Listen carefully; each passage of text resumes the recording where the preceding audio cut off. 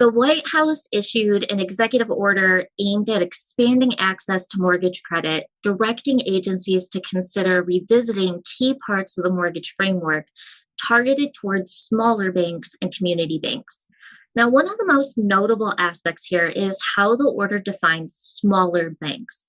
So, for purposes of this order, that threshold is actually set at $100 billion in assets, which is significantly higher than what we typically see under rules like Reg Z for those smaller bank thresholds.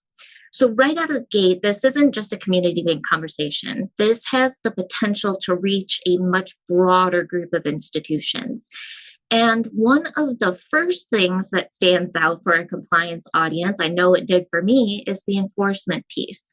The order directs agencies to consider a policy that discourages civil money penalties except where violations are willful, knowing, or even reckless, with credit given for good corporate conduct and self-correction, and a reasonable opportunity to remediate before enforcement escalates. That points supervision away from find the violation toward did the institution act in good faith and fix the problem? And that has a real implication for how compliance programs document corrective action.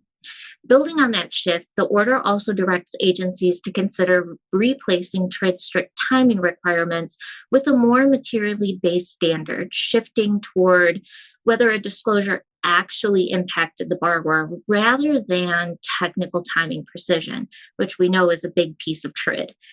On the origination side, agencies are also directed to consider changes to the ability to repay and qualified mortgage requirements, including the potential for a broader QM safe harbor for portfolio loans and exempting small mortgage loans from QM points and fee caps, or modifying those caps to support affordability.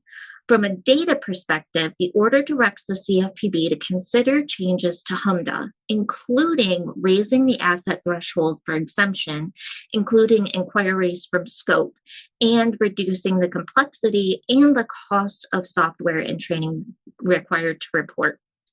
For those who lived through that 2015, 2018 HMDA revamp, this may feel less like relief and more like retooling, because you're going to have to go back into your processes, your standards, and really rebuild some of that criteria out, depending on how this comes about after the regulatory review.